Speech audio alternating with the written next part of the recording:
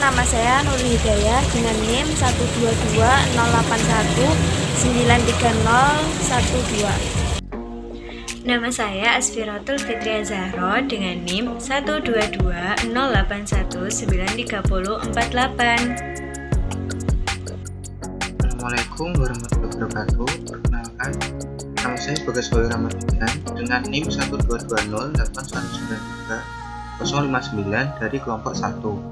Assalamualaikum warahmatullahi wabarakatuh. Perkenalkan, nama saya Oktavia Nisa Ulusna, NIM 12208193060. Perkenalkan, nama saya Sapta Dharma Widya dengan NIM 1220819310107. Saya Bagas Wahyu Ramadhan akan mempresentasikan tentang pengertian DNA dan RNA. DNA atau deoksiribonukleik asid adalah makromolekul berupa benang sanak panjang yang terbentuk dari sejumlah besar deoksiribonukleotida yang masing-masing tersusun dari satu basa, satu gula, dan satu gugus fosfat. DNA merupakan suatu senyawa kimia yang penting pada makhluk hidup. Tugas utamanya adalah membawa materi genetik dari suatu generasi ke generasi berikutnya. DNA juga merupakan senyawa polinukleotida yang membawa sifat-sifat keturunan yang khas pada kromosom. Yang kedua, RNA atau ribonukleik asid. RNA adalah makromolekul polinukleotida yang berupa rantai tunggal atau ganda yang tidak berpilin seperti halnya DNA. RNA banyak terdapat pada ribosom atau sitoplasma dan keberadaannya tidak tetap karena mudah terurai dan harus dibentuk kembali. Berbeda dengan DNA, RNA merupakan rantai tunggal polinukleotida. Tiap ribonukleotida terdiri dari 3 gugus molekul, yaitu gula 5 karbon atau ribosa, gugus fosfat, membentuk punggung RNA bersama ribosa, basa nitrogen, yang terdiri dari basa purin yang sama dengan DNA, sedangkan pirimidin berbeda, yaitu sitosin dan urasil, dan gugus fosfat. Ada 3 tipe RNA yang akan dibentuk pada saat diperlukan dalam proses sintesis protein. Di antaranya RNA ribosom atau RNAR, RNA transfer atau RNAT, dan RNA messenger atau RNAM. Di sini saya akan menjelaskan untuk yang pertama, ilmuwan yang meneliti DNA adalah Johann Friedrich Mister. Sebelumnya saya akan menjelaskan sedikit tentang Mister ini. Dia lahir di Swiss pada tahun 1844. Yang pertama, dia adalah seorang dokter, kemudian dia mengalami kelainan pada kelenjar tiroidnya sehingga dia mengalami gangguan, dan dia memutuskan untuk meneliti kimia dan menjadi ahli kimia dalam suatu laboratorium. Kemudian pada tahun 1869 dia menemukan suatu protein dari sel darah putih yang dia dapat dari nanah dari perban rumah sakit. Kemudian dia meneliti sel tersebut yang ternyata mengandung fosfor. Kemudian sel tersebut dinamakan nuklein yang sekarang kita kenal dengan DNA. Oke, di sini saya akan menerangkan tentang Fischer pada tahun 1880, di mana Fischer pada tahun 1880 dalam penelitiannya dia mengemukakan adanya zat-zat pirimidin dan purin di dalam asam nukleat. Penemuan selanjutnya dilanjutkan oleh Alfred Kossel. Jadi Fischer ini penelitiannya tidak berlangsung secara lama, lalu dilanjutkan oleh Alfred Kossel. Kemudian pada Alfred Kossel dia melakukan penelitian dimulai dari tahun 1885 sampai 1901. Selama beberapa tahun dia meneliti. Lalu kemudian pada tahun 1879 Alfred Kossel menemukan asam nukleat, di mana asam nukleat ini tidak terbentuk begitu saja, namun terbentuk dari beberapa gugus. Gugus tersebut adalah gugus gula, gugus fosfat, dan gugus basa. Asam nukleat polimer dari beberapa blok pembangun sederhana yang disebut nukleotida. Fungsinya yaitu menyimpan dan mentransfer semua informasi genetik. Jadi ketika ada makhluk hidup yang sudah lama misalnya ditemukan fosilnya, kemudian pasti ada informasi genetik. Nah, itu bisa diteliti lagi. Nukleotida sendiri mentransfer energi kimia antara sistem sel dan informasi dalam jalur transduksi sinyal. Pada asam nukleat itu terdapat dua jenis, DNA dan RNA, di mana DNA adalah deoksiribonucleic acid dan RNA adalah ribonucleic acid. Asam nukleat sendiri memiliki peran pembentuk dalam biosintesa protein.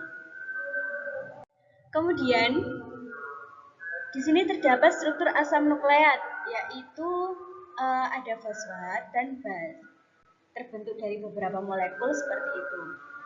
Nukleotida sendiri terdiri dari 3 bagian. Yang pertama yaitu basa. Basa adalah 1-2 cyclic rings karbon dan atom nitrogen. Kemudian yang kedua yaitu gula, dan yang ketiga adalah gugus fosfat. Nah, kemudian ada basa DNA. Basa DNA ini dibagi lagi menjadi purin dan pirimidin. Purin juga mempunyai anggota yaitu adenin dan guanin. Biasanya adenin itu disimbolkan dalam huruf A, lalu guanin disimbolkan dalam huruf G. Kemudian pirimidin. Pirimidin ini jika di DNA itu ada sitosin dan timin. Sitosin dilambangkan dengan huruf J dan timin dilambangkan dengan huruf T. Sedangkan dalam RNA, timin ini diganti dengan urasil. Urasil disimbolkan dengan huruf O. Kemudian terdapat nukleosida dan nukleotida. Perbedaannya itu apa sih? Kalau nukleosida itu adalah gula ribosa yang berikatan dengan basa nitrogen. Sedangkan satu atau lebih gugus fosforil disebut nukleotida. Nah, ini terdapat ada gambarnya. Nukleosida itu bagaimana? Baik. Sejarah perkembangan DNA selanjutnya dilakukan oleh Joachim Wilhelm Robert Vilgen atau biasa kita kenal dengan Robert Vilgen.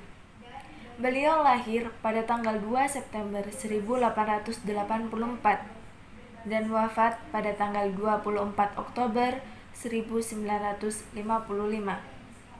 Beliau merupakan seorang ahli kimia Jerman yang menemukan tes warna yang dilakukan terhadap DNA pada tahun 1914. Dia menemukan bahwa semua sel dalam suatu organisme memiliki jumlah DNA yang sama, kecuali gamet yang memiliki setengah dari jumlah normal. Reaksi tersebut dinamakan reaksi Vilgen.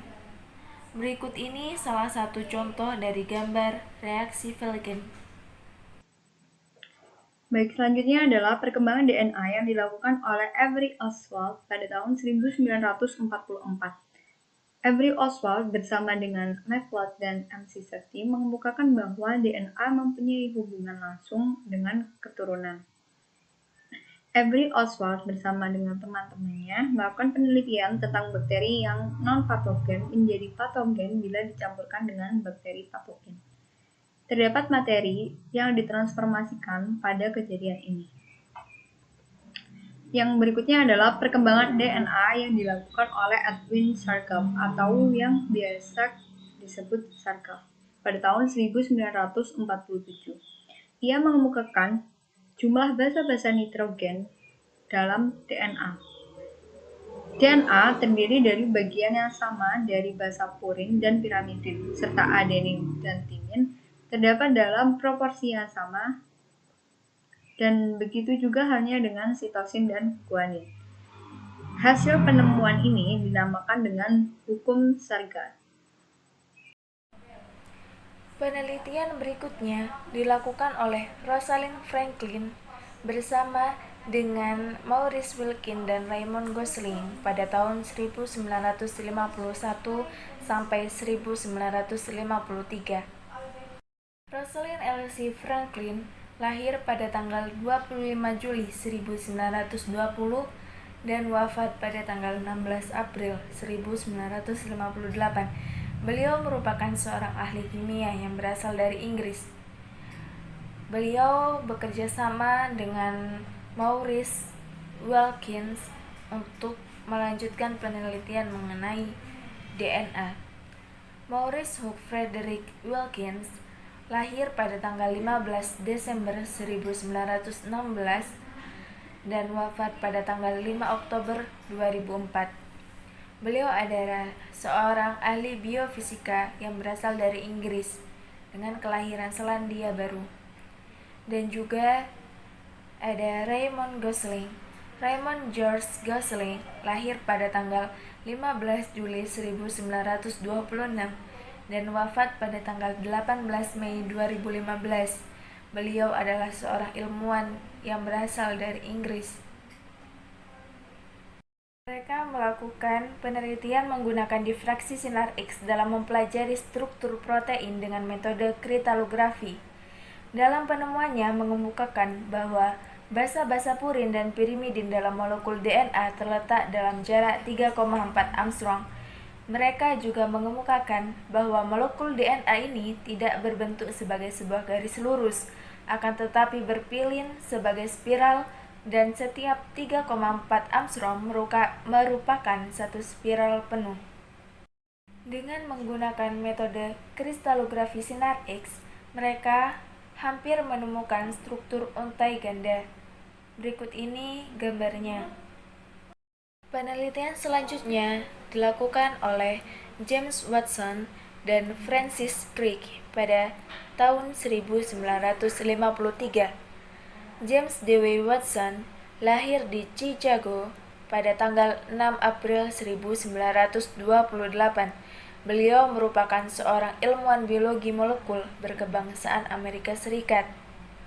Dan Francis Crick atau Francis Harry Compton Crick lahir di Northampton, Inggris pada tanggal 8 Juni 1916 dan wafat di San Diego, California, Amerika Serikat pada tanggal 28 Juni 2004 pada umur yang ke-88.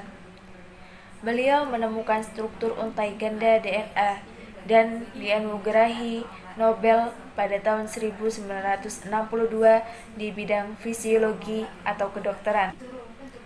Berangkat dari penelitian sebelumnya, penemuan yang cukup besar dilanjutkan oleh James Watson dan berkebangsaan Amerika dan Francis Crick yang berkebangsaan Inggris menemukan struktur double helix dari susunan DNA.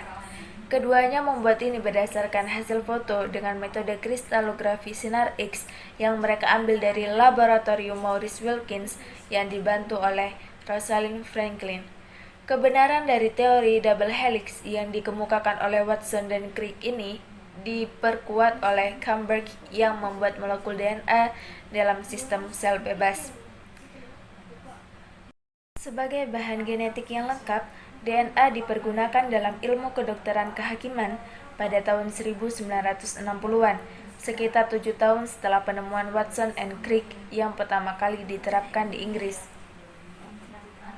Seiring dengan bergulirnya waktu, perkembangan DNA sebagai suatu penemuan besar tidak lagi terbatas hanya sekedar sebagai sebuah pita informasi. Akan tetapi, pada saat ini telah jauh berkembang dengan sangat pesat. Penemuan-penemuan dari generasi ke generasi semakin melengkapi dan memberikan manfaat yang baru, termasuk hasil tes DNA untuk menentukan hubungan nasab antara orang tua dan anaknya.